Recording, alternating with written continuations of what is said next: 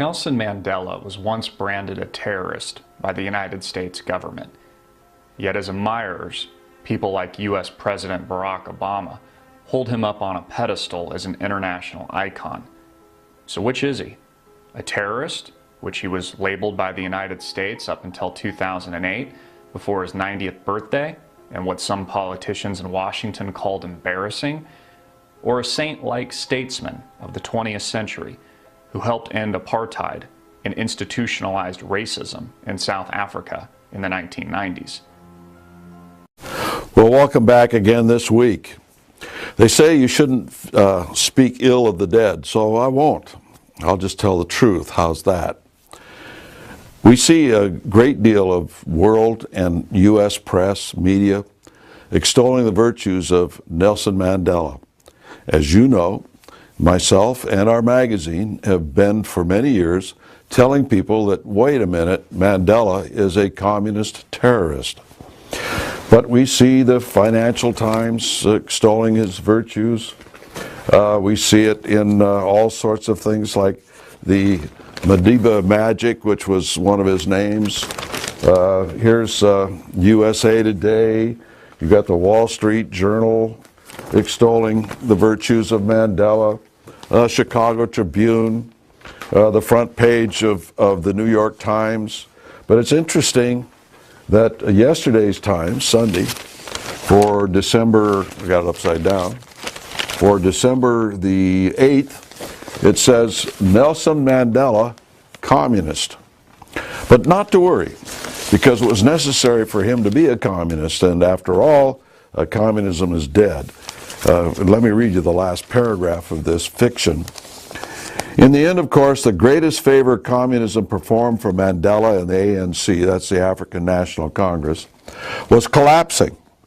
Once the Soviet bloc had disintegrated and China had gone capitalist, it's not communist China anymore, I guess, the last white rulers of South Africa could no longer pose as necessary allies on the right side of the Cold War. They knew the game was up. You see, that was part of the plan. To collapse communism, go very subdued toward the communist goals without killing millions and millions and millions of people like they did in the first and middle part of the 20th century. To lull the American public back to sleep, because the American public was anti-communist, they feared communism, they wanted to fight communism, they wanted to stop it. So they killed it themselves, and then presented a new facade. We're no longer communists, now we're good capitalists. Oh yeah, we're a little socialist here or there, don't look at that. They stopped murdering people by the millions. Now they still murder them by the thousands and tens of thousands. All over Africa, as a matter of fact, in these liberation moves, through the terrorist network, which they own, which we've tried to tell people for years. As a matter of fact, these are my notes for my speech that I give on modern terrorism, to let people know what's really going on. As a matter of fact here, this is a shot of the New American Magazine from 1994, telling people about the fact that Mandela is a communist. Here he is with the head of the Communist Party of South Africa standing under the hammer and sickle, giving the communist salute at their annual get-together. And this has been the case with Nelson Mandela for years and years and years. The South African Communist Party tried to tell people that Mandela was no longer a communist until he died. Now the ANC and the South African Communist Party have announced that yes, not only was Mandela a communist, he was actually a leader in the Communist Party in South Africa on the Central Committee. Keep in mind that we have a man who is a communist terrorist who wrote a paper on how to be a good communist, and part of that was to kill the enemy, to kill innocent people on the way towards establishing communism worldwide. When they arrested him, he had committed over 100 acts of violence. He confessed, he was tried, he was sentenced to 27 years. And somewhere along the line, the international communist movement decided that Nelson Mandela would become president of South Africa, and they were moving in that direction. Well, I had the pleasure, if you will, of meeting Nelson Boteli, and Nelson Boteli was the mayor of the largest black city in the world. It's called Soweto in South Africa. And at that time, the official numbers was 1.5 million people. But he said that if you add in all the people who've come and immigrated down from the north into South Africa that settled into these shanty towns around Soweto, he says the numbers were well over 2 million. At any rate, it was a black city. Nelson Boteli was the mayor of this black city, and he was a Mercedes dealer. And dumb me, I said, well, who did you sell your Mercedes to? He says, it's a black city. He said, you have the idea that Soweto is those shanty towns that all the newspapers in America, they photograph and put in those newspapers, and you think that all the blacks in South Africa live in abject poverty. He says, let me show you a picture of my house. And he did, with the neighborhood he lived in, very upscale. In today's standards, I would suppose in the average community, it would be homes that would be somewhere over 600,000 or more, at least, in that. But he showed me pictures of Mandela's cell. He said, now you have the idea that he lives in this little austere cell. He says, these photographs, and he showed them to me. I wish I could have had the ability to have copied them at the time. I didn't do it. It had plush couches and chairs and so on and so forth in it. It was a working office, and he had two outside lines, one local and one for long distance. The man was not living in an austere cell. He was living more in an apartment in this prison. And he could have visitors and everything else. The image, in other words, was totally different from the reality of this imprisonment. Now you have the street communist here that Mandela was part of, but you have the elite communist that is never really part of the Communist Party around the world. They pose as industrialists, as media moguls, as politicians, so on and so forth. But they are actually working secretly for the communist movement. They decided that Mandela, at some point, would be president of South Africa. They offered him a deal, you know, to get him out of prison. And he decided against it, because the deal was that he renounced violence. Meanwhile, his wife is out there, Winnie Mandela, advocating necklacing people by putting that a tire necklace over an individual, soaking it with diesel or kerosene or whatever, setting it afire, and killing people in an excruciating manner over a period of 20 minutes to a half an hour, sometimes longer, by the flames and breathing in the toxic smokes and so on and so forth. Publicly advocating those sorts of things and doing them.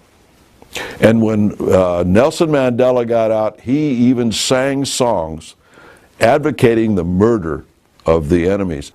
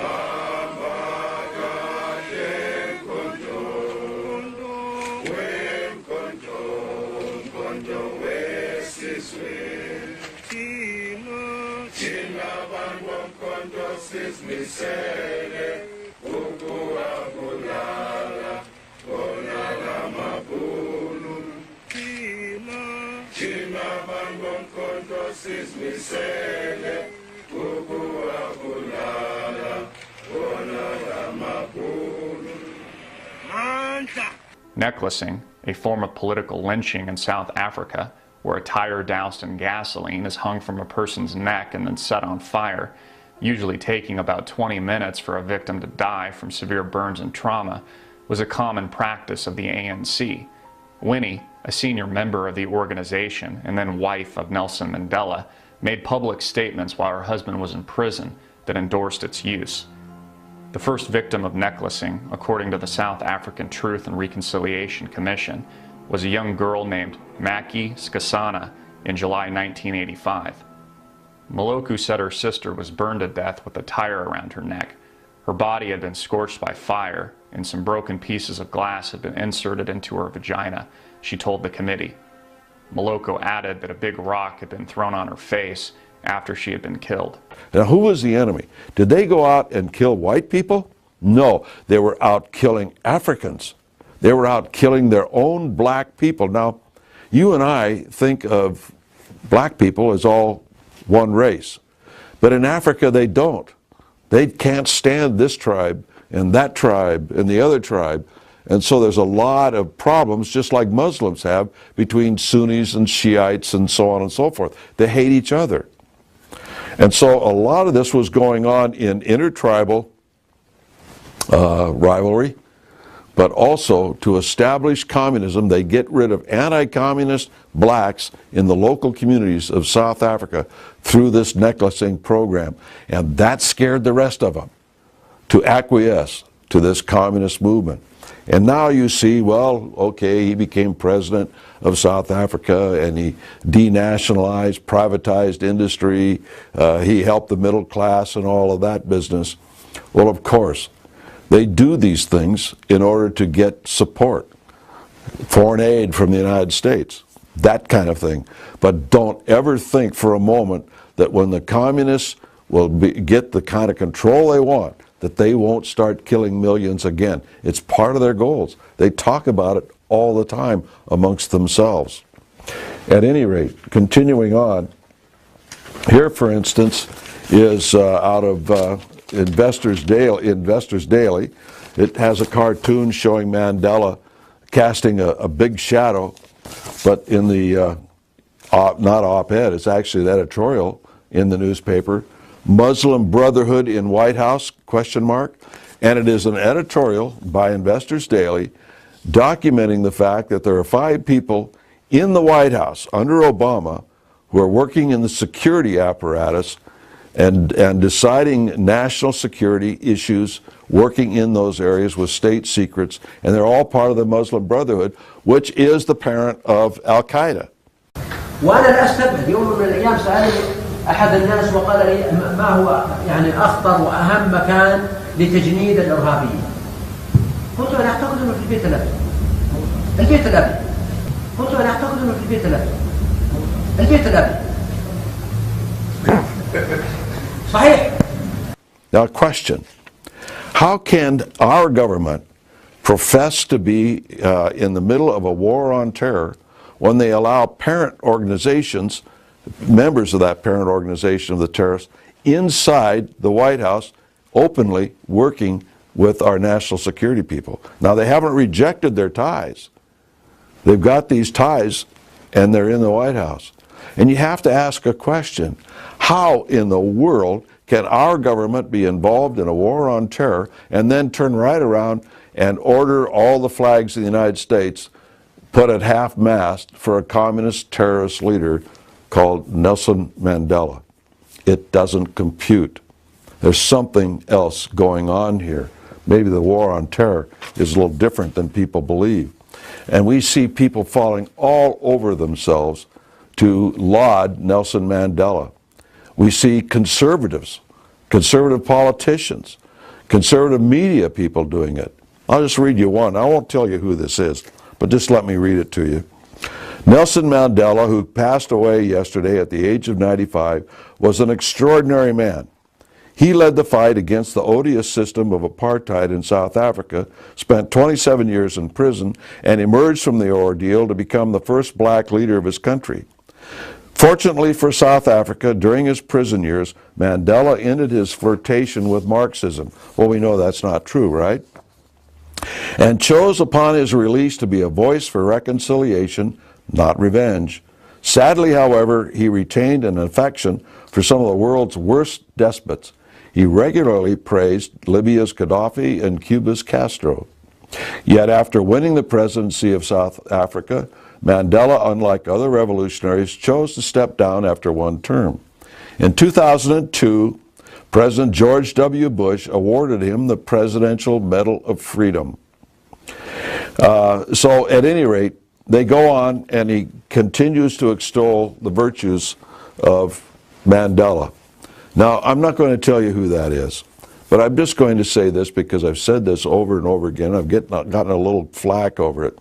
Never, never, never trust an ex-communist as your leaders. Never.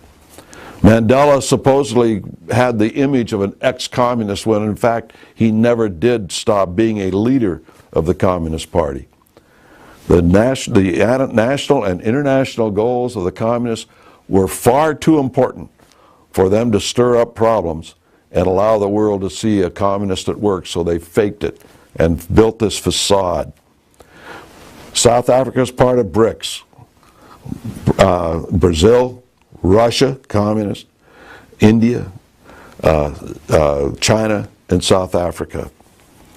They have a bigger plan going, and you can see how they've influenced the entire world by building up one of their own leaders into this icon that people extol the virtues of, and people are holding church services for and everything else. Christians who are doing that when they should be understanding that, wait a minute, these are the enemies of Christians. And when they take over, Christianity wanes and it kills and stifles, even murders Christians. At any rate, that's Mandela, and that's what's going on in our country. It's a sad day to see that kind of support. Till next week, we'll see you then.